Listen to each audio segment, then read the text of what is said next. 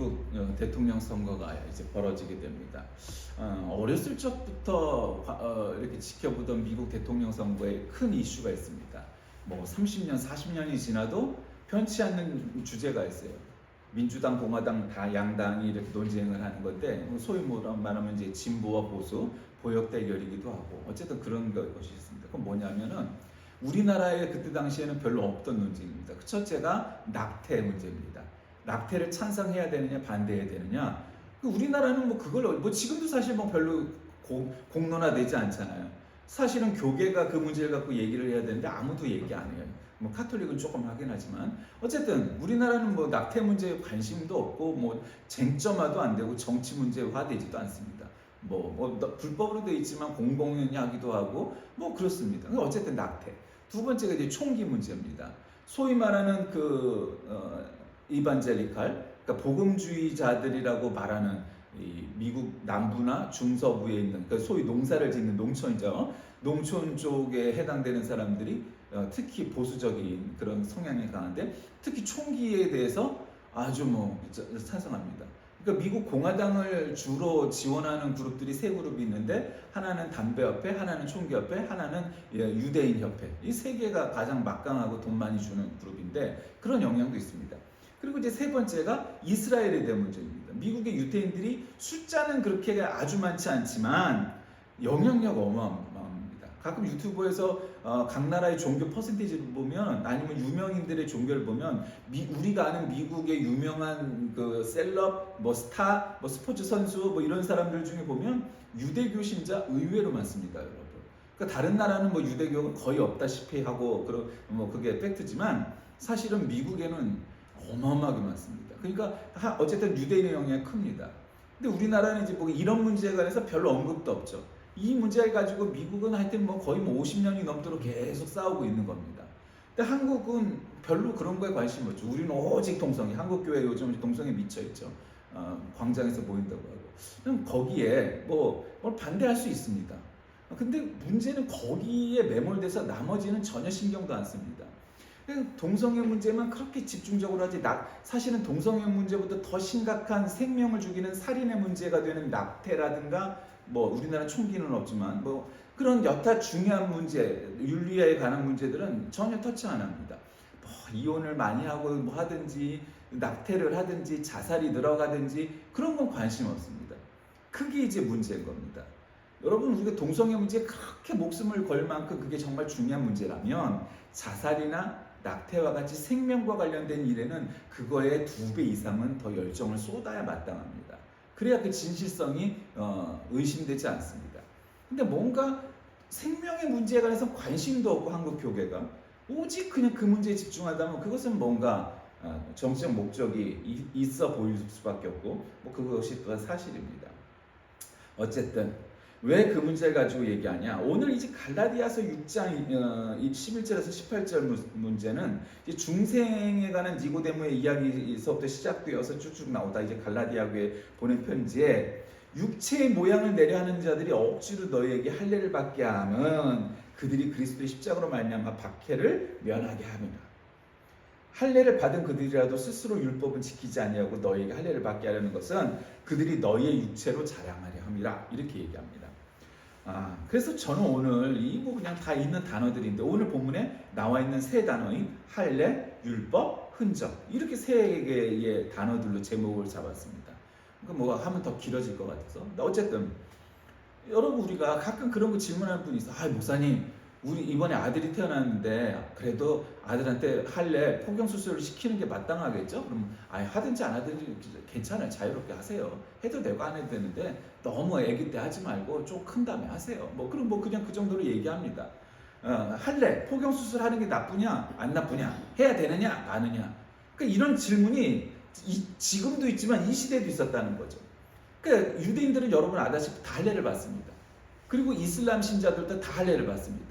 그러니까 소위 아브라함으로부터 비롯됐다는 아브라함의 종교, 저는 별로 그 용어를 좋아하진 않지만 유대교, 기독교, 이슬람교 이런 세 종교들을 가진 사람들은 대체로 할례를 많이 받았습니다. 그리고 지금도 받습니다. 뭐 거의 이슬람은 뭐 거의 뭐 100%다시피 하고 또 보수적인 지역은 또 그렇지만 그러면 결론적으로 그 할례를 받는 거, 포경수술을 받는 게 율법적으로 마땅하고 옳으냐? 그건 아니라는 겁니다. 여러분 사도 바울이 선생님 이거는 먹어도 됩니까? 이거 먹지 않아도 됩니까? 뭐 질문했을 때 뭐 그런 거에 신경을 써요. 먹는 거 갖고 논쟁하지 마. 뭐는 먹어야 되느냐 먹지 말아야 되느냐. 야, 예수 믿는다는 것은 그거로부터 뛰어넘고 자유로워져야 되는 거야. 제사상에 올렸던 음식을 먹는 것이 그 더러운 것 아닙니까?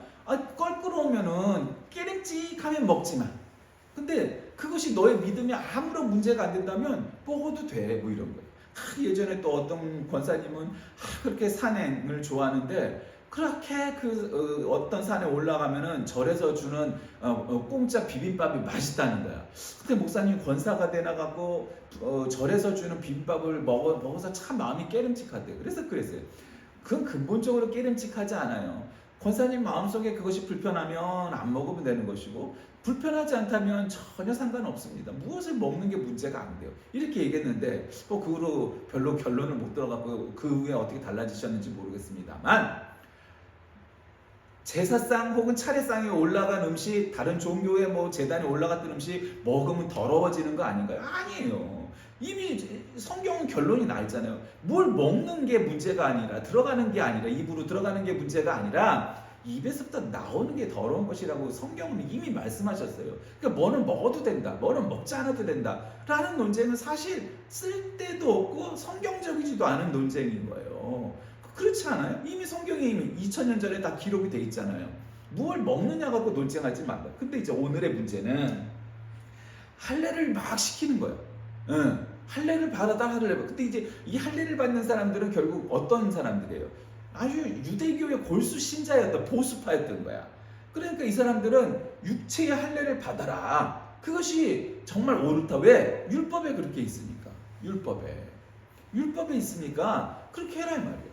그러니까 이제 율법을 지키는 건 좀 더 정신적인 부분들이 훨씬 더 많지만 거기에 아주 시초가 뭐예요? 제일 쉬운 게 육체의 할례를 받는 거죠.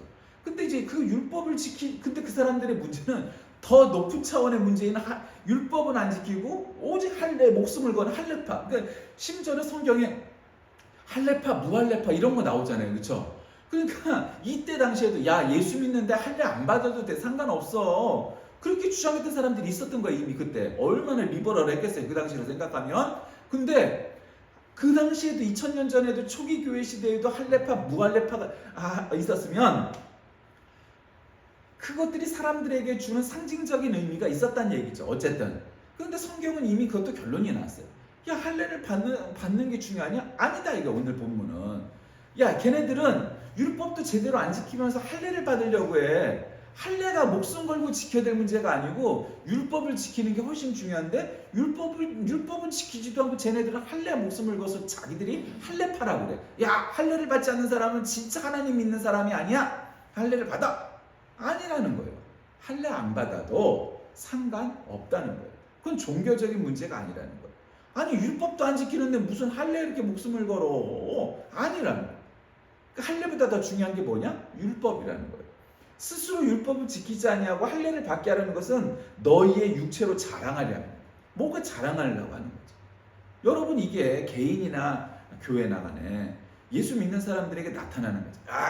내가 예수 믿은 지 50년이야. 내가 모태신앙이야. 내가 목사야, 장로야, 권사야. 암암리에 그런 게 우리에게 있단 말이야. 우리 교회 예산이 얼마나 큰지 알아? 우리 예배당이 얼마나 큰 줄 알아? 우리 교회 신자들이 얼마나 많은 줄 알아? 뭐 이런 거 있죠. 좋죠 다. 여러분 커져서 나빠질 이유는 별로 없어요. 근본적으로. 문제는 거기서부터 출발을 해요. 우리 교회가 큰 게 나쁜 건 아니지만 교회가 크면 또 다른 문제가 생겨요. 교회 예산이 많으면 또 다른 문제가 생겨요. 신자가 많으면 또 다른 문제가 생겨요. 그 문제가 생기게 마련이에요. 큰 게 나쁜 것이 아니고 그 자체로 커지면 생겨나는 문제가 있는 거예요. 근데 문제는 율법도 안 지키는 자가 할례는 막 그러니까 14절에 뭐라고 아주 대안을 얘기해요. 우리 주 예수 그리스도의 십자가 외에는 결코 자랑할 것이 없다.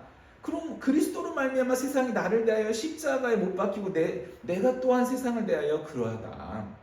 그러니까 할례나 무할례가 아무것도 아니로되 오직 새로 지으심을 받는 것만이 중요하다. 그 성경은 이미 2000년 전에 결론 냈어요. 야, 할래냐 뭐 할래냐 아무것도 아니라고 했어. 성경에 나와 있잖아요. 그렇죠? 그럼 뭐가 중요하냐? 정말 중요한 건 율법을 지키는 게 그것도 그 별로 중요한 게 아니에요. 그럼 정말 중요한 게 뭐냐? 예수님께서 우리에게 가르치신 건 오직 새로 지으심을 받는 것만이 중요하다. 새로 지으심을 받는다는 게 뭐예요? 우리가 다시 엄마의 몸속으로 들어갔다 나와야 된다는 얘기예요. 영적으로 거듭나는 거, 중생, 신생, 거듭나는 거, 새로 지으심을 받는 거, 참된 그리스도인이 되는 거, 예수 그리스도를 인격적으로 받아 변화되는 것, 마음의 끝이 달라지는 거. 그 끝이 뭐예요? 예수를 믿는다고 하고 어쩌고저쩌고 하면서 결국은 우리 교회가 배가 성장해야 됩니다. 아니면 여러분의 월급이 2배나 10배나 늘어나게 하여 주시옵소서. 이거는 끝이다는 거예요. 그게 소위 이단인 거예요. 이단이 별게 아니에요. 그럼 우리의 끝이 뭐여야 되는 거예요? 새로 지으심을 받는 거예요. 그 새로 지으심을 받다는 건 뭐예요? 성공하고 승리하고 뭐 이런 거에 목적을 두는 것이 아니고 오직 예수 그리스도의 십자가 외에는 자랑할 것이 없는 사람, 없는 교회가 되는 거예요. 그것이 새로 지으심을 받는 거예요. 무릇 이 규례를 행하는 자에게와 하나님의 이스라엘에게 평강과 긍휼이 있을지로다. 이후로는 누구든지 나를 괴롭게 하지 말라. 내가 내 몸에 예수의 흔적을 지니고 있노라. 여기서 흔적 나오죠. 할례로 시작해서 율법을 거쳐 결론이 뭐가 났어요? 흔적으로 왔어요. 흔적. 이게 헬라어로는 이제 스티그마라는 단어를 쓰는데 이 흔적은 예수 그리스도의 손바닥에 있는 못의 흔적, 발등에 있는 발에 있는 또 못의 흔적, 머리에 있는 가시관, 또 옆구리에 있는 창의 자국, 뭐 이런 기타 등등 이게 이 피지컬하게 물리적으로 따진다면 그런 흔적을 의미하는 거겠죠. 그러나 그것은 피지컬한 육체적인 물리적인 흔적이고 여기서 말하는 흔적은 거기서 끝나는 것이 아니고 영적인 흔적이 우리에게 있어야 된다는 거예요. 그럼 뭐예요?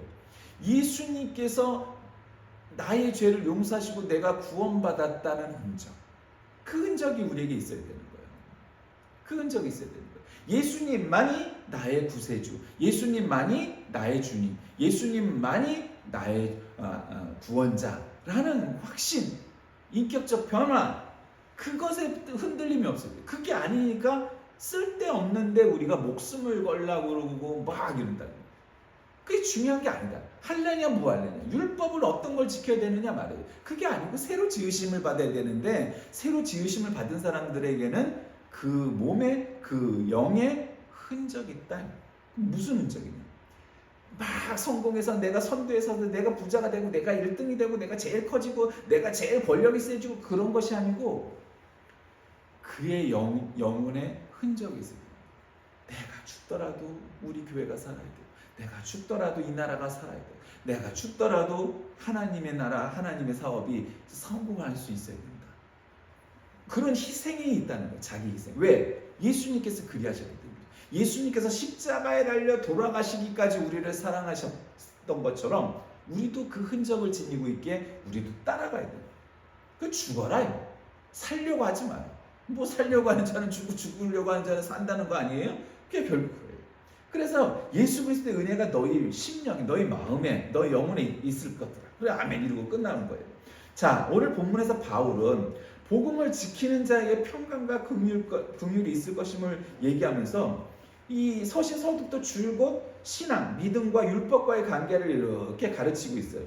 그러니까 바울은 이제 본문을 통하여서 이 갈라디아 교회에게 축복과 아울러 경고를 하고 있는데 16절에 아까 말씀드렸던 그 갈라디아 교인들을 향한 바울의 축복이 나오죠. 하나님의 이스라엘이라고 부르는 거예요.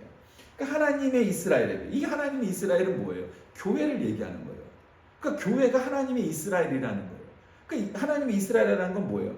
하나님의 것이어야 되는 거죠. 인간의, 목사의, 장로의, 인간의 이스라엘이 아니라 하나님의 이스라엘이 되는 거예요. 그 이스라엘은 건 나라라잖아요. 나라인 거잖아요. 그러니까 그들이 하나님의 백성임을 상기시켜 주는 거예요. 교회란 하나님이 주인이 되시는 교회가 되어야 되는 것이. 그게 크냐 작냐의 문제는 하나도 중요하지 않고 하나님의 이스라엘이냐, 하나님의 교회냐, 아니면 인간의 교회냐 하는 것은 중요하다는 거예요. 그래서 어쨌든 지금 이런 논쟁의 시는 원래 아브라함의 족보, 아브라함의 시로부터 시작됩니다. 그러면서 저희들이 말씀을 맡은 사람들인데 유대인들도 그런 정신이 있었고 기독교는 또 말할 나위도 없는 거죠. 그러니까 예수님으로부터 결국 그러한 모든 것들을 이제 물려받아서 우리에게는 무엇가 있어요? 그 사명이 있는 거잖아요. 그러니까 할래냐 무할래냐, 무엇을 먹어야 되느냐 말아야 되느냐, 이런 논쟁이 의미가 없다는 거예요. 그건 중요하지 않다는 거예요. 너희가 받아들일만 하면 받아들이는 거고, 나는 싫어하면 싫으면 내는 거지. 무엇을 먹으면 뭐예요? 그러니까 그게 뭐냐? 여러분, 이 종교나 신앙에도 세 가지 단계가 있잖아요. 늘 말씀드리거든요. 미신 네 단계, 그다음에 종교의 단계, 신앙의 단계가 있어요. 그러니까 미신은, 여러분 미신 가진 사람들 많잖아요. 대학을 졸업하고 과학을 공부하고 아무 소용없어. 많은 국회의원, 검사, 의사들이 맨 점쟁이집 가서 점 보고 앉아있어요. 그러니까 걔네들의 수준은 뭐예요? 영적 수준은 미개한 거예요. 여러분 점집 가서 점 보면 과거에 뭐 했는 거 맞추라고 그러면 점쟁이를 맞추겠어요? 못 맞추겠어요? 잘 맞춰요. 과거는 그냥 많이 맞춰요. 돌팔이가 아닌 이상 많이 맞춰요. 근데 그 미래를 맞추는 건요, 그건 잘 못 맞춰요. 모든 점쟁이가 그래요.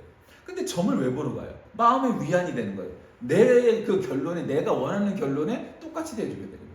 그래갖고 대통령 선거, 국회의원 선거 가면 다 점 보러 가요. 심지어는 뭐 교회 권사도 가서 본다고 그러고 누구도 보러 가요. 그러니까 걔네들의 의식 수준, 영적 수준은 뭐예요?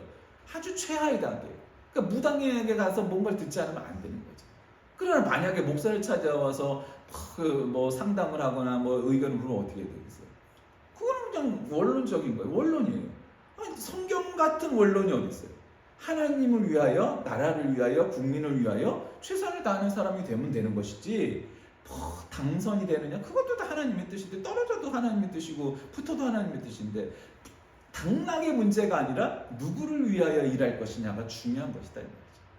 임기를 다 채워봤댔자 지 사리사욕을 위해서 일한 놈을 하나님께서 착하고 충성된 종아 이렇게 칭찬하시겠어요? 국민들이 아유 저 수고했다고 박수를 쳐주겠어요? 그런 거 없다 이 말이에요. 또 중요한 건 뭐냐? 전보로 가는 그런 단계 미신이 아니다.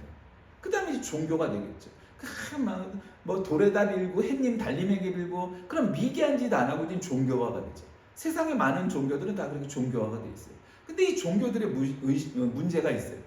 많이 의식화가 되죠. 재래화가 돼요. 제사화가 돼요. 많은 의식이 있어요. 그 의식이 나쁜 건 아니지만 의식이 많다 보면 나중에는 어떤 흐름으로 번지냐면 기독교 안에서도 마찬가지고 다른 종교도 마찬가지고 그런 의식 세레머니를 안 하면은 문제가 되는 거예요. 그건 구원 못 받은 거야. 그건 믿음 없는 거야. 예배는 그렇게 드리면 안 돼. 제사는 그렇게 드리면 안 돼. 이런 식으로 흐르는 거예요. 아니다 이 말이에요. 심지어는 읽어보진 않았지만 어느 유튜브의 제목은 부처님께서는 기도하라고 명하지 않으셨다. 그런 것도 있어요. 근데 왜 이렇게 기도를 많이 하는 거죠? 그거 들어보진 않았지만 그 말의 논리는 뭐겠어요 결국? 부처님이 어떻게 하라는 거 하지 말라는 거 잘 안 지키고 있단 말이에요. 그 본질을. 그러니까 원래 이 법당에 가도 절에 가도 사원에 가도 그런 게 없어야 되는데 너무 그런 쓸데없는 게 많아졌어요. 사천왕이 생기고 부처님만 있어도 충분할 걸 많은 보살이 있고 부처님상, 보살상, 열애상 이런 것들이 한 개 갖고는 안 돼. 한 10,000개는 있어야 마음에 들어. 점점 많아지는. 부처님을 위해서 그걸 하나요? 아니에요. 인간의 만족감을 위해서. 인간의 만족을 위해서 부처상이 점점 많아지고 커지고 비싸지고 있어요. 그 부처님이 기뻐하실까요? 아니에요. 교회도 마찬가지예요. 어떤 교회를 가면 예배당 앞에 십자가가 없어요. 그럼 십자가가 있는 것이 중요하냐 없는 것이 중요하냐? 하나도 안 중요해요. 그럼 십자가가 있으면 약간 2단이거나 조금 좀 낮은 단계냐? 그렇진 않아요. 앞에 십자가를 걸어도 관계없어요. 그러면 십자가가 없으면 그거는 신앙이 투철하지 않느냐? 그것도 아니에요. 아까도 말씀드렸듯이 우리 앞에 십자가가 걸려있느냐 안 걸려있느냐, 예배당이 거룩해 보이느냐 아니면 현대적이느냐, 이런 문제와 관계없이 우리의 마음에 믿음의 흔적이 있느냐 없느냐가 중요한 거예요. 아주 초현대적인 건물에서 예배를 드리건 아니면 굉장히 전통적이고 보수적인 스타일의 예배당에서 예배를 드리건 아니면 천막에서 예배를 드리건 그런 것 따위는 아무 관계가 없이 우리 마음에 진정한 믿음의 흔적, 예수 그리스도와 같은 흔적이 있느냐 없느냐, 그게 중요하다는 거예요. 근데 그런 걸 차치하고 자꾸 종교화됩니다. 의식도 많아져요. 일어섰다 앉았다도 하고 뭘 외우는 것도 많아지고 뭐도 많아져요. 어느 정도 의식은 필요해요. 사람들이 그런 걸 거룩하대요. 사람들이 개신교회, 개혁교회 예배당에 오는 것보다 로마 가톨릭 교회 성당에 가는 게 거룩해 보이대. 그건 뭐겠어요? 눈에 보이는 게 그거밖에 없거든. 그게 거룩하다고. 그러나 여러분, 그건 거룩한 게 아니에요. 정말 거룩한 건 뭐냐면, 내가 나한테 도전이 오고 내가 강자한테 피해를 보고 할지라도 용기를 내는 것이 거룩함이에요. 그게 거룩함이에요. 큰 예배당에 어둑어둑해 가면서 많은 성상도 만들어 놓고 그림도 만들어 놓고 상징도 만들어 놓고 음악도 아주 잘 깔리게 뭐 파이프 오르간을 쳐갖고 하는 게, 그게 거룩함이라고 착각을 하는 사람들이 있어요. 그렇지 않아요. 예배는 얼마든지 변화하고 현대화될 수도 있어요. 그러나 중요한 건 거기 있지 않고 정말로 그 교회가 갖고 있는 영적 생명력이 있느냐는 거예요. 흔적이 있어요. 종교화되고 있는 가운데 종교화되는 것을 아주 막을 수는 없어요. 사실 예배도 종교화된 일부이죠. 그렇게 됐어요. 처음에 예배는 이런 식의 예배가 아니었단 말이에요. 저기서 하나님 앞에 기도하면서 예배가 시작되면 누가 한 사람이 찬양을 시작하면 그 찬송을 따라 부르고, 그때는 이제 구약 시대의 시편이었겠죠. 그 시편을 다 같이 암송하고, 그러다가 어떤 한 사람이 그 시편이 다 끝나면은 한 목소리로 우리 기도합시다 하고 기도하고, 그러다가 갑자기 사도가 앞에 나타나서 하나님의 말씀을 증거합니다 하면서 간증 비슷한 그런 설교를 또 시작을 했겠죠. 그런 식의 예배였어요. 특정한 순서도 없고 원칙도 없었어요.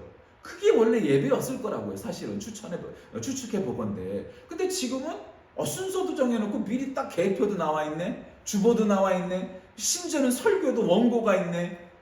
그럼 그것이 그렇게 해야만 진짜 예배냐? 그거는 또 아니에요. 그렇다고 또 준비 없이 하는 게 또 진짜 예배냐? 또 그렇게만 얘기할 수는 없어야 조화를 이루어야 되겠죠. 어느 정도의 계획과 준비도 필요하지만 또 어느 정도의 다이나믹한 그런 부분도 필요한 거예요.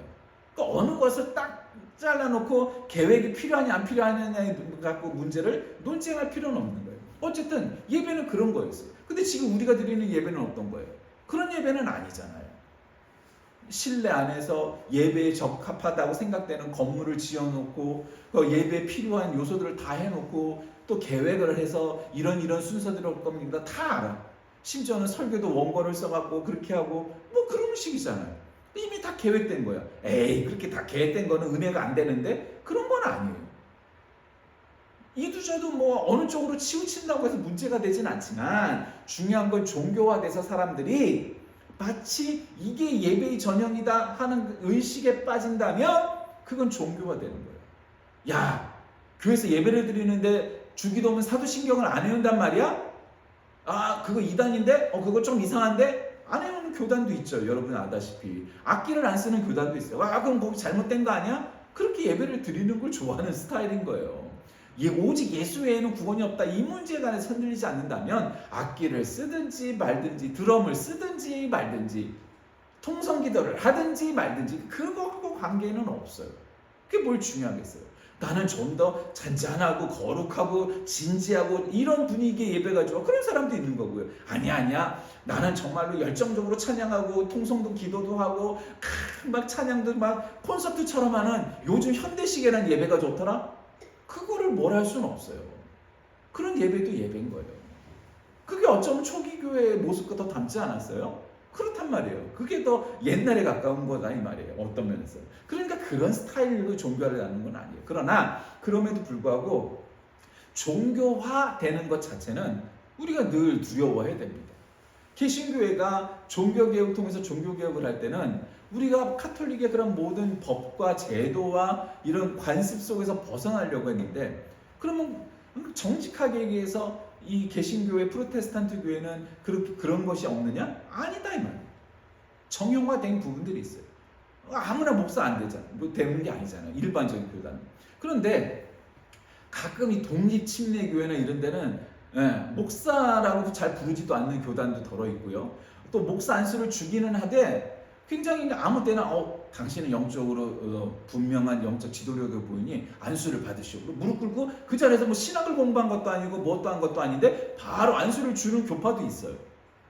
그걸 나쁘다고 말할 수는 없으나 그런 스타일의 자유분방함이 위험도는 따르는 거죠. 그렇죠? 그 사람이 어떻게 될지 알아요. 요즘도 우리 교계에서 막 논란이 되고 있는 그런 친구가 있어요. 저는 안수를 받은 적도 신학을 한 적도 없는데 막 장풍으로 사람 훅훅 날리고 막 쓰러뜨리고 심지어는 목사 안수도 주대. 그러니까 너무 형식에 얽매여서 문제지만 아무 형식도 없이 내가 목사 안수를 주는데 저도 목사가 아니면서 무슨 목사 안수를 줘. 그것도 또 문제가 혼란해지는 거예요. 난잡해지는 거예요. 그리고 그것도 좀 문제가 있는 거예요. 그러니까 종교화가 어느 정도는 필요한데 그건 사람마다 틀이 달라요. 나는 요 정도 형식화하고 종교화하는 게 나는 좋더라 하는 사람도 있고 그걸 많이 하는 사람이 하는 게 좋더라 하는 사람, 나는 그걸 최소화하는 게 좋더라 하는 사람이 있어요. 그거 무슨 이단의 문제도 아니에요. 성경적인 문제도 아니에요. 취향의 문제죠. 나는 좀 더 고교회적인 걸 좋아한다. 그러니까 로마 가톨릭처럼 의식이 좀 많은 편이 좋더라. 그런 사람도 있을 수 있어요. 나는 아니다. 난 그런 거 필요 없고 예배도 굉장히 자유롭고 그 영적 흐름에 따라서 하는 그런 아주 자유분방한 예배가 좋더라. 그런 사람도 있을 수 있어요. 그러나 그런 문제는 이게 좋으냐 나쁘냐의 문제가 아니고 종교화되는 게 문제인 거예요. 신학을 나와서 전도사도 하고 그래야 목사 안수를 받을 수 있다. 그래서 적어도 10년, 12년은 걸려야 목사를 안수를 받을 수 있다. 그럼 어쨌든 트레이닝 기간이 있어도 그게 될까 말까 문제인데 어른을 갑자기 딱 보니까 너는 영적으로 깨어있으니 목사 안수를 받으시오. 그것이 가능한 사람도 있지만 문제가 생길 확률이 높은 거죠. 그러니까 형식화되고 의식화되고 종교화되는 것이 마냥 나쁘다고 말할 수 없지만 거기에 매몰되기 시작하면 종교의 생명력은 없어지기도 마련인 거죠. 그럼 그런 게 종교예요. 그런데 문제는 성경은 그럼 우리에게 그런 종교화를 원했느냐? 아니라는 거예요. 신앙이 화가 돼야 되는 거예요. 신앙은 종교 안에 있지만 종교에 매몰되진 않아요. 그보다 더 다른 높은 차원 혹은 깊은 차원의 문제예요. 우리는 종교를 갖는 것이 아니고 신앙을 가져야 되는 거예요. 내가 목사가 되고 권사가 되고 장로가 되고 집사가 되고 이런 거는 종교적인 문제예요. 종교화의 문제지만 신앙은 그것과 관계가 없는 거예요. 내 안에 예수의 흔적을 지닌 사람이 되는가 아닌가의 문제인 거예요. 여러분은 어떻습니까? 여러분은 우리의 네임이 어떤 네임이든 우리 직책이 무엇이든 우리는 정말 예수 그리스도의 흔적을 지니고 있느냐 하는 문제를 생각해 봐야 됩니다. 그렇지 않으면 지금 이 갈라디아 교회에 주는 교훈 너희들은 하나님의 이스라엘, 하나님의 교회다 하는 거에 문제가 되죠. 현대의 기독교인들은 쉬운 방법으로 어려움을 피해가면서 하나님의 말씀을 들으려고 해요. 크고 편한 예배당에서 예배를 드리길 원하지 작고 어려운 교회에서 예배를 드리려고 하지 않아요. 왜 그러죠? 고생이야말로 피해가야 될 일순인 거죠. 여러분 해외로 나가서 고생하고 정말 진심으로 선교를 하다가 그 땅에 뼈를 묻고 하는 진정한 선교사들이 얼마나 많습니까? 직업으로서의 선교사가 아니라 생명력을 갖고 사명감을 가지고 그 교회에서 평생을 선교하다가 그곳에 무덤을 만드는 사람들, 그들은 진정한 선교사입니다. 그러면은 한국에서 목회하는 목회자들과 신자들은 어떻습니까? 우리의 땅끝, 우리들의 선교지는 바로 여러분이 선 땅 이곳이어야 하는 겁니다. 여러분 그것이 예수의 흔적을 지닌 자들입니다. 할례를 받았느냐 못 받았느냐, 율법을 지키느냐 마느냐, 종교화 됐느냐 안 됐느냐의 문제의 차원을 넘어서 우리들의 믿음이 예수의 흔적을 가진 사람이 되는 것은 바로 그런 것들을 뛰어넘고 작고 소소한 문제가 아니라 예수 그리스도를 믿는다는 그 믿음의 본질에 충실한 하나님의 자녀, 예수 그리스도의 제자, 하나님의 사람이 되는 것입니다. 우리가 하나님의 사람, 하나님의 교회가 되었느냐 안 되었느냐는 내가 손해를 보더라도 하나님을 위해 희생하고 봉사할 수 있느냐 아니냐의 문제인 거죠. 내 마음, 내 몸 편하자고 하는 것이냐, 아니야 나 하나쯤이라도 희생하고 봉사하면서 하나님의 큰 뜻을 이룰 수 있고 교회와 또 하나님의 나라를 위하여 내가 희생하고 봉사해야지 하는 마음을 갖고 있다는 거죠. 그것이 예수의 흔적을 지닌 자들입니다. 여러분은 어떻습니까? 여러분은 할례의 문제가 중요하다고 생각하십니까? 아니면 율법의 문제가 중요하다고 생각하십니까? 아니면 정말 흔적이 중요하다고 생각하십니까? 우리가 정말로 그러한 흔적이 중요한 사람인지 아닌지 스스로 생각해 보면서 내가 종교에 매몰되어 있는 사람은 아닌지, 혹은 내가 육체의 자랑을 위하여 할례 문제에 집착하고 있는 것은 아닌지 생각해보는 저와 여러분 다 되시길 주의 이름으로 간절히 기도하겠습니다. 살아계신 하나님, 우리는 사도 바울의 갈라디아 교회에 대한 교훈을 통하여서 오늘날 우리에게도 별 다르지 않게 적용됨을 깨닫게 됩니다. 할례의 문제, 율법의 문제에 집착하고 있는 것은 아닌지, 오직 우리들의 영혼에, 우리들의 육체에 예수 그리스도의 흔적이 남아있는 참된 신자 되게 하여 주옵소서. 예수님의 이름으로 간절히 기도드립니다. 아멘.